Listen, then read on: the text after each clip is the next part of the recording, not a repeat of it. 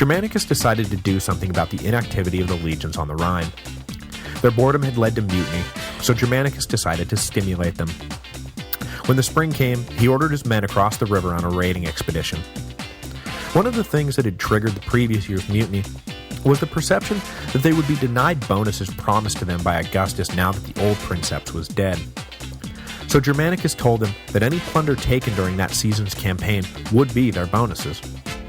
There wasn't much in the way of long-term strategic aims when it came to Germanicus's expeditions across the Rhine. The point was for the Romans to continue revenging themselves on the Germans for the massacre in the Teutoburg forest, while seizing as much treasure and as many slaves as they could. Not exactly the most high-minded of aims, but Germanicus would still emerge from the invasion more famous and more loved in Rome than ever. One of the keys to his lasting fame was the fact that the young general seemed to put the horror of the Teutoburg behind Rome forever, just as Scipio had once put Cannae behind them by finally defeating Hannibal. In fact, when it came to Germanicus, comparisons to Scipio and even Alexander the Great came early and often. Germanicus did not conclusively defeat the Germans, but he did demonstrate that the disaster in the Teutoburg forest was an aberration. Whenever you get beaten like that, you can't help but wonder if it's the beginning of the end, if all the good times are in the past, and that now maybe you can't keep up anymore. The Romans had to wonder if they were still the invincible force they told themselves they were, or whether those days were now in the rearview mirror. They had, after all, spent the last few years only fighting each other, not really thinking about what was going on in the greater world. But Germanicus's incursions into Germany, while not universally successful, nonetheless showed that Rome could still hold its own on the battlefield against foreign enemies. And as much as that one battle came to define the Roman abandonment of Germania, more precisely, it was Tiberius deciding to shutter Germanicus's campaigns that really sealed the deal. And even that was much more about personal rivalry than it was about policy. At the time, Germania was politically divided into coastal tribes who were friendly to Rome, the powerful tribes in Bohemia who remained neutral, and the fiercely anti-Roman confederation forged by Arminius in the central part of the country. Germanicus crossed into Germania in the spring of 15 with upwards of 100,000 men and made straight for Arminius. Revenge was on everyone's mind. Germanicus was able to easily cut through the defense forces sent to stop him, and at one point even captured Arminius' wife. But the chief himself and the bulk of the German army remained elusive. Germanicus followed this with a key victory on the Ems River, but no matter how hard he tried, he couldn't pin Arminius and the Germans down. When battles started to go against them, they simply disappeared into the forest, living to fight another day. By avoiding defeat, Arminius was able to rally more tribes to drive off the invaders, and the campaign began to look more evenly matched, with the Germans now offering much stiffer resistance. Before the year was out, though, Germanicus was able to accomplish at least one of the goals he had set for himself. Following the lead of survivors from the battle, Germanicus' army made their way to the site of the Teutoburg massacre. What they found was the chilling leftover of a slaughter. Bones and debris still lay strewn and unburied. Heads had been chopped off and nailed to trees. The evidence of the religious sacrifices the Germans had turned captured officers into also remained, and the survivors who were present attested to the roasting alive of prisoners. Germanicus ordered the remains buried and a funeral mound built to honor the dead. This solemn duty performed, Germanicus pointed his army once again toward Arminius and attacked. But the German leader was able to lure his Roman foes into a trap. He led them into a swampy area and left the Romans with nothing but a thin strip of dry land to work with. But despite the terrible terrain, the legions were able to fortify a defensive position. Against his better judgment, Arminius decided to follow the advice of his more aggressive uncle and ordered an assault on the Roman position. Though the Romans would always struggle against the elements in Germania, when they were behind a wall and dealing with a frontal assault, well, they had been there before. So instead of annihilating a second Roman army, and probably making himself as famous as Hannibal to boot, Arminius was forced to retreat after suffering massive casualties. Germanicus led his men out of the swamp and back across the Rhine for the winter. The next year saw Germanicus only more determined than ever to crush Arminius. The Romans tracked the German leader to the Weser River. An initial battle erupted when the Romans attempted to cross, Arminius swooped in and tried to prevent the crossing, but his men were unable to hold the Roman tide back, though heavy casualties did force Germanicus to withdraw further up the river once he was on the far side. The Germans pursued and a second battle broke out. In this encounter, Arminius was injured, but he managed to escape uncaptured. The final confrontation took place further downstream, past the site of the original crossing. Just as has occurred at the end of the last year, the Romans were able to inflict serious damage on the German army, but when things got bad enough, Arminius simply ordered his men to melt back into the forest. Germanicus had to leave it there for the year. The weather was turning, and he had to get his men back to the safety of Gaul. The return trip, though, proved to be almost as dangerous as facing the Germans. Germanicus decided that the quickest route would be to ferry his men downriver and sail around to Gaul by way of the North Sea, preferring it to slaughter. But a storm kicked up as the fleet hit the open water and drove them against the rocks. But rather than this debacle tarnishing his image, the incident actually served to boost Germanicus' popularity even more, as stories of the young general risking his life to drag survivors of the shipwrecks ashore filtered down to Rome. Tiberius, settling into his first years as emperor, watched all of this with a combination of anger and fear. He had had every intention of keeping Rome permanently on the west bank of the Rhine, and here was Germanicus flagrantly invading Germania season after season. But not only did the young man's incursions rub Tiberius the wrong way policy-wise, it also rubbed him the wrong way personally. Never socially at ease or a particularly popular man, Tiberius chafed as the people cheered for Germanicus.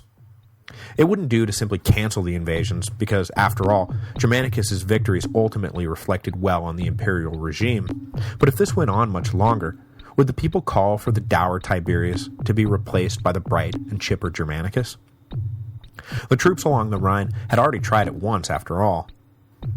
Always slightly paranoid and carrying a mighty chip on his shoulder, Tiberius didn't like where any of this was headed.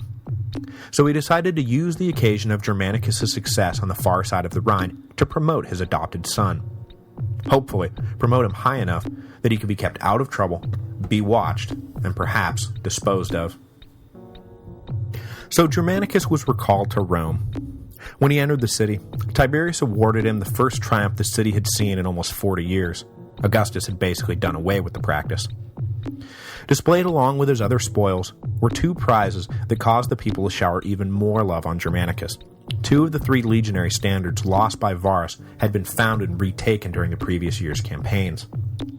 But once his day in the sun came to an end, Germanicus was dismayed to learn that he would not be headed back to the Rhine. Instead, Tiberius told him, he would be given at-large proconsular authority over the eastern provinces. After all, Germanicus was destined to succeed him. It wouldn't do to have him risking his life fighting savages. No, it was time to grow more acquainted with the routine of empire. It wasn't as glamorous, but it was more important. Reluctantly, Germanicus accepted the promotion and packed his wife Agrippina and their children, including young Gaius, the future infamous Emperor Caligula, and their daughter Agrippina the Younger, who would one day be the wife of Claudius and the mother of Nero. But Tiberius had no intention of letting Germanicus have his way with things in the east. The point of the promotion was to marginalize Germanicus, not, actually promote him. So Tiberius appointed a close confidant named Gnaeus Calpurnius Piso to the governorship of Syria. While all we have to go on is supposition and accusations, the word on the street is that Piso, at a minimum, was appointed specifically to stymie any initiatives embarked upon by Germanicus, and at a maximum, Piso was said to have engineered, at Tiberius' order, the young heir apparent's death. From 17 to 19 AD, Germanicus lived and worked in the east, settling local disputes, doling out justice, and doing some good old-fashioned sightseeing, including taking in the ruins of Troy. Along the way, he clashed time and again with Piso, who seemed determined to undermine him at every turn, almost as if that was the whole reason he had been appointed governor. Germanicus would order Piso to send troops to Armenia, and Piso would refuse. He would make staff appointments in the army and find them cancelled by Piso. After his fateful trip to Egypt, which I'll get to in a second, Germanicus returned to Antioch and discovered that Piso had been busy undoing every decision he had ever made about provincial administration. There was no love lost between the two, and any time they were in the same room, the air was chilly and the threats were veiled. Until the trip to Egypt, though, there was no indication that Piso, or Tiberius, had anything more sinister in mind than making Germanicus' life miserable.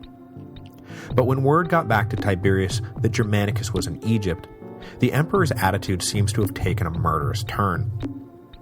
The thing about Egypt was that it was probably the most important province in the whole empire. Its wealth bankrolled the imperial regime, and its ample grain supplies fed the people of Rome. From the moment he seized the country from Antony and Cleopatra, Augustus knew that Egypt was the key to the whole game. As long as the province was administered personally by the emperor, no ambitious rival could touch the regime. So Augustus had declared Egypt to be the personal property of the emperor. Any Roman of rank who wished to enter the territory had to receive the express written consent of the emperor before doing so. But Germanicus had ignored this protocol and simply headed on down. Offended and threatened by his nephew/son's action, Tiberius likely got word to Piso that enough was enough. In 19 AD, shortly after returning to Antioch, Germanicus fell ill. Because of the previous run-ins with Piso, poison was immediately suspected. There was certainly no doubt in the mind of Germanicus and Agrippina that he was being poisoned anyway. Reports also come down to us of strange objects being discovered in the family's house. Human remains, tablets with Germanicus' name crossed out, piles of ash. All of it led the family to believe that some sort of black magic was at play as well. Despite his lifetime record of good health, Germanicus just kept getting worse. Finally, after telling Agrippina for her sake, and the children's, not to risk pursuing justice, and to beware of Tiberius, Germanicus died. He was only 34 years old. His body was cremated in Antioch, and Agrippina bore his ashes back to Rome, where the entire country went into mourning. Never heeding her dead husband's advice, Agrippina made no secret that she thought Piso was behind her husband's death, or that she thought Tiberius was behind Piso. Whether or not Tiberius really ordered Piso to assassinate Germanicus, the charges were now out there in the open, and the emperor had to do something about it. Tiberius, of course, denied all involvement, and when Agrippina and Germanicus' old friends formally requested that charges be brought against Piso, the emperor had no choice but to grant the request. If he wasn't involved, he had no reason to stand in the way of justice, even if he himself argued that the charges against Piso were preposterous. Returning to Rome, the ex-governor of Syria faced the Senate, defiant and refusing to accept a twist of fate. The Senate, though, was ill-disposed toward Piso and heard more than enough testimony to convince them that something fishy had gone on. When Tiberius refused to use his imperial prerogative to get Piso off the hook, the accused committed suicide. Either that, or he was killed by Tiberius because the emperor was afraid that a cornered Piso might just spill his guts. Whatever Tiberius' actual role in the death of Germanicus, Agrippina's version of events was widely believed thereafter. The emperor had murdered his adopted son because he was jealous of the young man and was afraid of his growing power. This would be the beginning of a chasm that would open up between the people of Rome and their emperor. They came to hate him, and in time, he came to hate them too. For a while, Tiberius remained fully engaged in imperial administration, and was a mostly effective ruler, despite his poor standing with the people. Next week, though, Tiberius will go off the deep end, and wind up abandoning Rome completely, literally leaving Rome forever, never to return. Hated by the people, smothered by his mother, and grieving the sudden death of his son Drusus, Tiberius will withdraw from public life, and leave the day-to-day operation of